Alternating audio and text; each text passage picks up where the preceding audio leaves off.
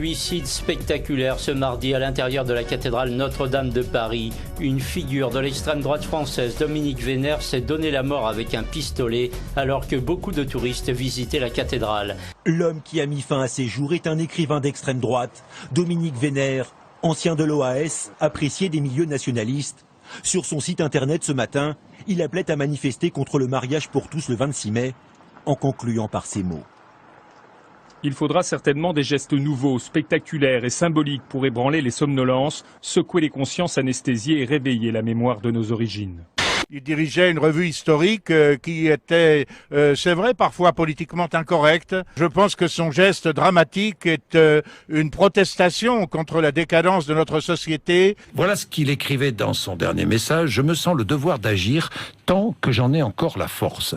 Je crois nécessaire de me sacrifier pour rompre la léthargie qui nous accable. Je choisis un lieu hautement symbolique que je respecte et j'admire. Mon geste incarne une éthique de la volonté. Je m'insurge contre les désirs individuels envahissants qui détruisent nos ancrages identitaires et notamment la famille, socle de notre civilisation multimillénaire.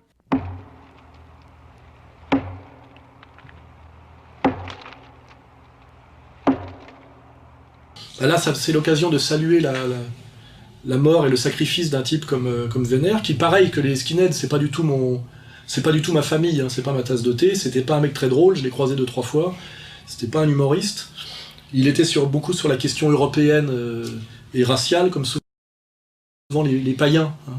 Pas oublier que les antichrétiens sont forcément tribaux et racialistes, puisque selon le christianisme, on peut d'ailleurs lui reprocher, est quelque chose d'universaliste et d'antiraciste. Donc un chrétien authentique n'est pas sur ces catégories-là. Mais Vénère était cohérent, il était païen, même s'il a choisi de se donner la mort à l'intérieur de la cathédrale de Notre-Dame de Paris, parce que c'était un symbole civilisationnel pour lui de l'Occident, et plus un symbole civilisationnel que religieux.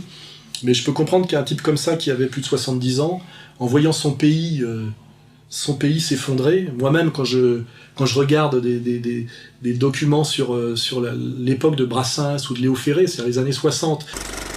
Vous savez, depuis le temps que je suis sur la Terre, j'ai évidemment rencontré, j'ai vu comment se comportaient les femmes. J'en ai vu qui étaient adorables, j'en ai vu qui l'étaient moins. Et j'ai raconté à peu près ce que j'avais vu.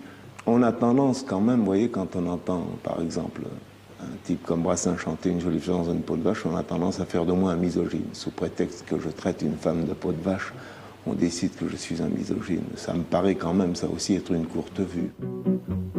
Misogyne, il n'y a pas, le sage avait raison. Il y a les emmerdantes, on les trouve à foison. En foule, elles se pressent. Mais ce jour-là, ma tourterelle, ma fille à moi, ma toute belle, ma frangine d'amour, ma maman. Malgré les planches et puis la terre, on se blottira comme on sait le faire. Nous deux, malgré la terre et puis les planches, on se câlinera comme le dimanche quand on va pas au cinéma. Nous deux, et qu'après on se retrouve en rêve, fascinés comme Adam et Ève, et tout fiers d'avoir trouvé ça, nous deux. Je pleure, c'est pour ça que j'ai du mal à écouter ça, parce que je chiale sur ma France morte et sur ma France perdue, sur la France de mon enfance. Donc j'imagine, un Vénère devait se retrouver dans un monde abject, absurde, répugnant, dégoûtant, immonde, le monde des émissions d'Arthur ou de l'autre dont j'ai parlé la dernière fois. Non, enfin Koé c'est ignoble aussi, mais Hanouna, parce que chez Hanouna il y a l'arrogance en plus. Je vais vous donner juste mon avis 2 petites secondes. Pour moi, dans télévision publique, il y a public. Là le problème c'est que le public ne regarde pas cette émission. Non mais c'est vrai. Chez Koé finalement, c'est un beauf, quoi, mais l'autre c'est en plus c'est l'arrogance du peuple élu qui est derrière. Hein. Je trouve que cette émission aurait plus sa place ou sur une chaîne du câble, Paris Première, ou sur Paris Première, ou sur Canal+. Voilà, je trouve qu'elle aurait sa place à la limite sur Canal+, et que Frédéric Tadei aussi aurait sa place sur Canal+, mais je vois pas comment on peut donner une case comme ça à quelqu'un qui, ça fait 7 ans qu'il marche pas. C'est le beauf qui se prend pour un aristocrate, c'est horrible. Je comprends qu'un Vénère, finalement, ait eu envie de quitter cette planète et ce monde, effectivement, pour rejoindre le Valhalla. rejoindre, je sais pas, Mishima, enfin les gens, les combattants de la tradition, je peux le comprendre et j'en suis... Enfin, je veux dire, je salue le geste, le côté héroïque et désespéré du geste, et je pense beaucoup aux vieilles personnes, hein, quelle que soit leur origine, y compris les vieux musulmans, hein, attention, hein, qui sont en France et qui prennent cette monstruosité mondialiste dans la gueule.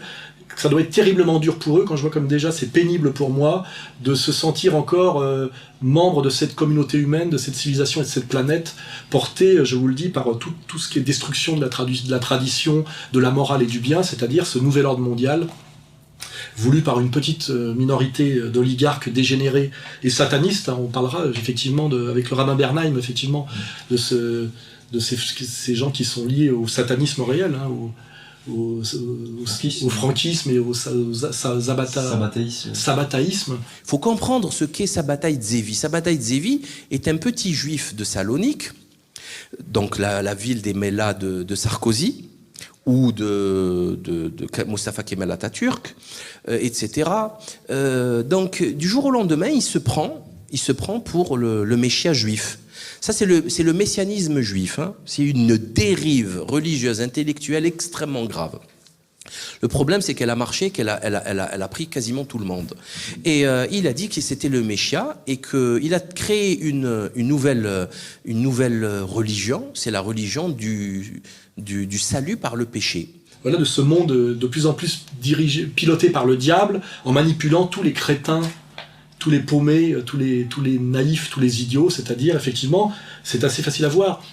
Ceux qui sont le plus loin, effectivement, de la maîtrise de l'intelligence critique, on va le dire, les femmes, les jeunes, les gens issus d'une autre civilisation et arrivés récemment dans des conditions difficiles, les gens sexuellement perturbés. On voit bien que le Satan s'appuie effectivement sur tous les paumés, les déséquilibrés, effectivement, pour asseoir son règne, hein, en nous les envoyant dans la gueule comme des tirailleurs sénégalais ou des pauvres salafo-wahhabites puisés le sous-prolétariat du Maghreb en crise et payés par l'argent du Qatar et promus par une idéologie de type wahhabite. On voit bien qu'il y a un lien. Hein, ce qui se passe aujourd'hui en Syrie.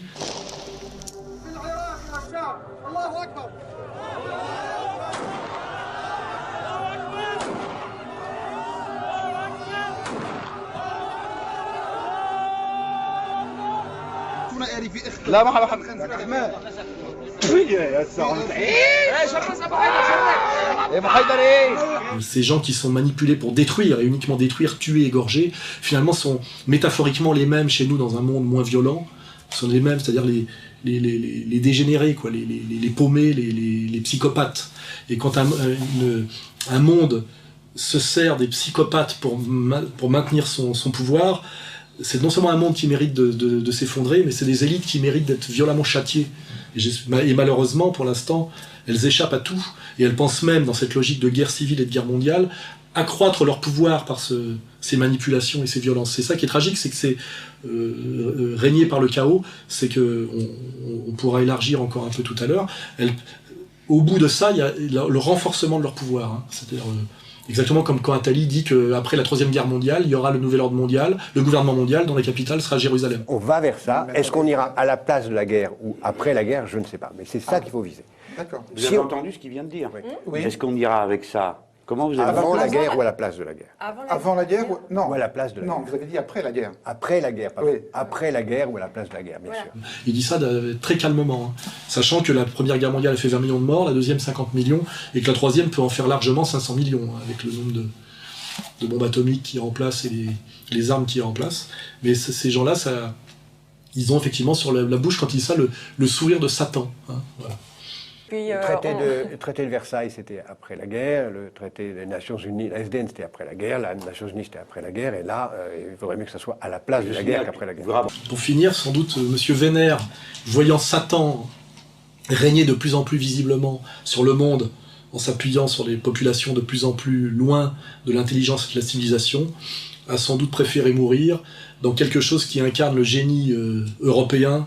Sans doute, c'est ce génie que j'appelle, moi, helléno-chrétien, qui était la cathédrale de Paris. Voilà. Donc, bien que Wener ne soit pas du tout sur ma ligne, hein, parce que moi je suis un nationaliste français, on va dire, plutôt non racialiste, et qui tend la main aux musulmans, alors que lui, était sur cette peur du grand remplacement. À l'image de ses choix politiques, le dernier billet que Dominique Vénère a publié sur son blog ne fait pas dans la demi-mesure. Il y évoque une France qui pourrait tomber aux mains des islamistes, accuse le patronat et l'Église d'y avoir travaillé activement et incite les manifestants du 26 mai à ne pas se limiter au refus du mariage gay pour exprimer leur colère.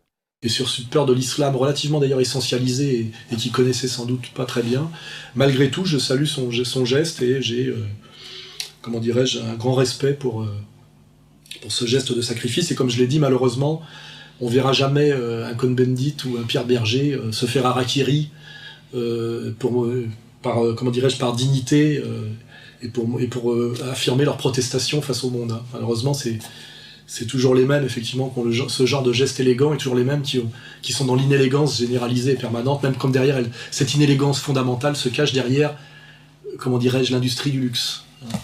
Sans doute cette élégance d'apparence est là pour cacher une inélégance fondamentale et foncière. C'est intéressant d'y réfléchir d'ailleurs, ce que cache le commerce du luxe. Hein.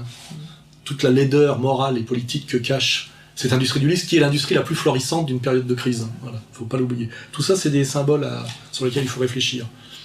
Il y a les emmerdeuses un peu plus raffinées, et puis très nettement, au-dessus du panier.